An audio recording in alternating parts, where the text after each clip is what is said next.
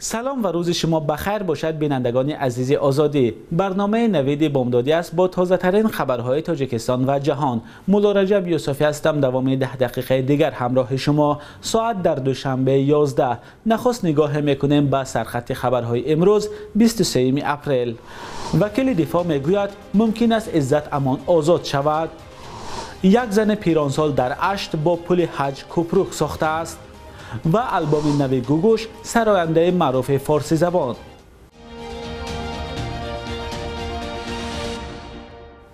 شرح بیشتر خبرها. سید برهان شریپوف وکیل دفاع عزت امان میگوید ممکن است قضیه حامی حقوق مهاجران در دایره قانون عفو سال 2019 حل شود. وکیل دفاع روز 22 اپریل در صحبت به خبرگزاری ازیا پلاس گفته است ما تلاش داریم که قضیه عزت امان در دایره قانون عفو سال 2019 دیده شده پرونده پوشیده شود.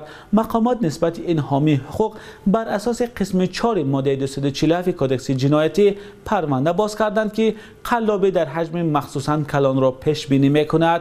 وکیل دفاع عزت امان گفته است که این حامی حقوق 4 شکایتی نسبتش کرده را اعتراف کرده، یک دعوای دیگر را رد کرده است. سید برهان شریپوف امید دارد که نسبت عزت امان تنها با اتهام قلابی پرونده باز شده است و در صورت جبران ضرر عزت امان میتواند عفو شده به آزادی برآید. وکیل دفاع عزت امان در حال به عفو و آزاد شدن زیر حمایش امید دارد که نزدیکان حامی حقوق قبلا گفتند امیدواری برای آزاد شدن عزت امان خیلی کم شده است. پیوندان عزت امان میگویند افرادی که طلب پرداخت قرض از این حامی حقوق شناخته را کردند فعلا به 7 نفر رسیده است. پسر عزت امان محمد یوسف خالف روز 21 اپریل در صحبت با رادیوی آزادی گفت که در حال حاضر مبلغ قرض برابر به 1 میلیون روبل روسی را تشکیل می‌دهد. برخی از آنها گفتند که گویا عزت امان در سال 2014 و 2015 از آنها مبلغ دریافت کرده و تا هنوز نپرداخته است. پیوندان عزت امان گفتند که افرادی که از دعوای مبلغ میکنند با نوشتن عریضه اکتفا کردند و به صحبت‌های روبرویی که تفتیشات تعیین میکند حاضر نمیشوند. عزت امان روز 25 مارس در شهر مسکو ناپدید شد و 2 روز پس در شهر دوشنبه بازداشت شد. معلوم نیست که او تحت چه شرایطی از روسیه به تاجیکستان آورده شده است. بازداشت عزت امان ناراضگی زیادی را در میان مهاجران به میان آورد. ساختن پل یا کپروک به جای سفر حج. یک زن پیرانسال از ناحیه اشت میگوید تصمیم گرفت با پل برای حج جمع کردهش در ده پل ماشین گذر سازد. مقامات سالهای اخیر یک معرکه را راه اندازی کرده از ساکنان دعوت میکنند که به جای سفر حج در جای زیستشان کارهای آبادانی کنند، هرچند برخی ها این دعوت های مقامات را نادرست میگویند. تفصیلات از این بیشتر را در گزارش همکارم فرزان محمدی از ولایت سوق با هم میبینیم. هورینیسا سیدعلیوه ساکن 72 ساله دهه غداس ناحیه اشت از حساب نفقه‌اش در این دهه پل ماشین گذر ساخته است. این پیرزن بیش از 40 سال در خواجگی دهقانی دهات کار کرده و کمی بیشتر از 500 سامانی نفقه میگیرد. وی همراه شوهرش نیت داشت با مبلغ جمع کردهش سفر حج کنند، ولی 3 سال پیش شوهرش از بیماری سرطان درگذشت و نقشه هایشان نااجرا شده ماند.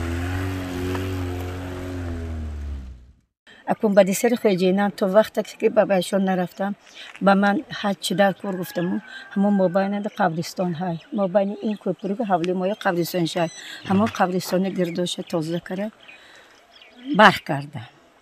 بر کردم سونی من گفتم بیا اکنون نروم گفتم همین جای ساخته نهرکش کردم.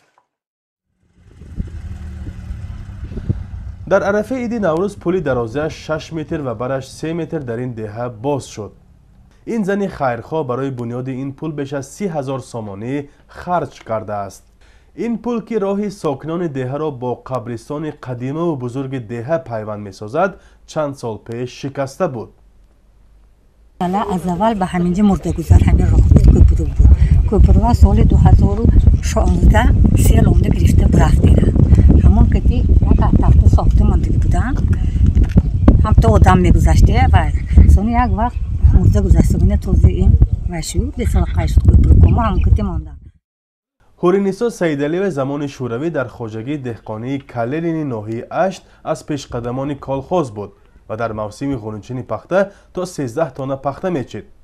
تا سالهای اول صاحب استقلالی تاجیکستان چند دفعه وکیل محلی و ولایتی نیز بوده است.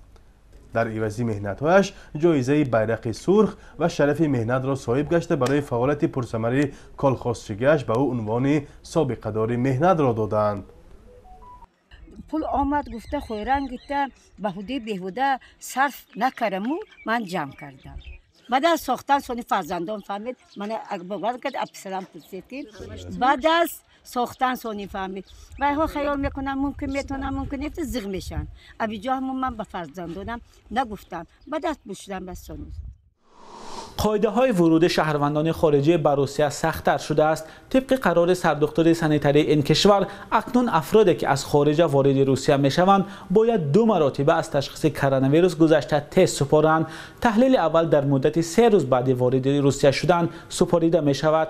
تحلیل یا تست دوم در مدت 5 روز بعد از رسیدن به روسیه باید گذرانده شود. بر اساس قرار مقامات تندرستی روسیه فاصله میان تشخیص های یکم و دوم حداقل 1 روز باشد. در اعلانی که سامانه سفارت روسیه در دوشنبه هم نشر کرده است آمده است که این دستور به شهروندان تاجیکستان هم دخل دارد. حالا از تاجیکستان به روسیه هفته 2 پرواز دائمی و چند پرواز چارتری صورت میگیرد. مسکو در حال از شهروندان خارجی 2 مرتبه سپردن تست کرونا ویروس را طلب میکند که مسافران قبل از پرواز در وطنشان از تشخیص کووید 19 میگذرند. گوگوش آوازخوان شناخته فارسی زبان که روز نوروز آلبوم نوی را نشر کرد میگوید از همکاری با سیاوش قمیشی ترانه‌سرای دیگر در تهیه آلبوم لذت برده است. آلبوم نو تحت عنوان 21 روز 21 مارس نشر شد و دارای 7 ترانه است. آنها را سیاوش قمیشی آوازخوان ترانه‌سرا و آهنگساز معروف و رها اعتمادی ترانه‌سرای دیگر ایرانی آفریدند. راز، خاطره ها، نگاه، بیقرار، صداقت، تسکین، زندگی ترانه های این آلبوم هستند. گوگوش در مصاحبه با رادیوی فردا بخش ایرانی رادیوی آزادی گفت که ترانه های سیاوش قمیشی را با عشق خوانده است. پاره از این آلبوم و صحبت سرآینده معروف را با هم گوش میکنیم. من توی کارم همه نوع فرمی رو تجربه میکنم. با سیاوش قمیشی خیلی وقت بود که دلم میخواست همکاری داشته باشم. فکر میکنم قمیشی هم دلش میخواست که برای من کار یا کارایی رو بسازه. من فکر میکنم که مجموعه آلبوم 21 این نفس به نفس بودن شاعر، آهنگساز و خواننده بوده و از هر کدوم از کارهایی که قمیشی ساخت من لذت بردم و با عشق خوندمشون. همونجور که قمیشی با اشعار و ترانه‌های رها خیلی با میل و رغبت کار میکرد، برای اینکه میدیدم شعر به سرعت تبدیل به ترانه میشد، یعنی آهنگ خیلی زود ساخته میشد روش. این میرسونه که این رابطه و این حس منتقل میشه و قبول میشه، یعنی مورد پسند واقع میشه که اینقدر سریع میتونه ملودی روش بیاد.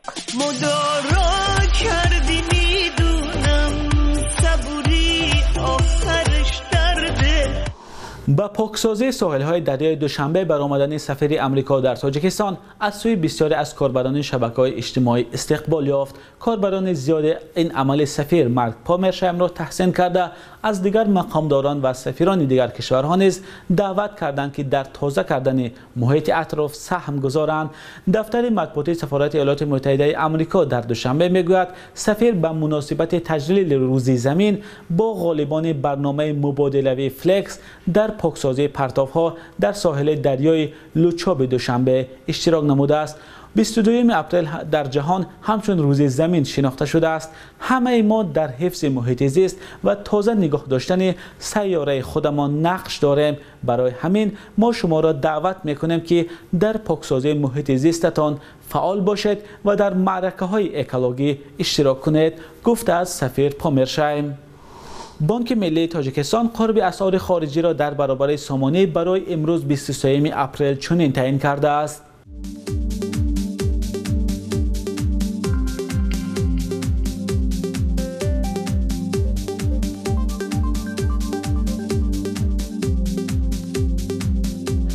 بینندگان عزیز، اینجا رسیدیم به پایان برنامه نوید بامدادی. برنامه من بعد ما ساعت 13 به وقت دوشنبه تقدیم شما می شود. خود را احتیاط نمایید. خدا نگهدار.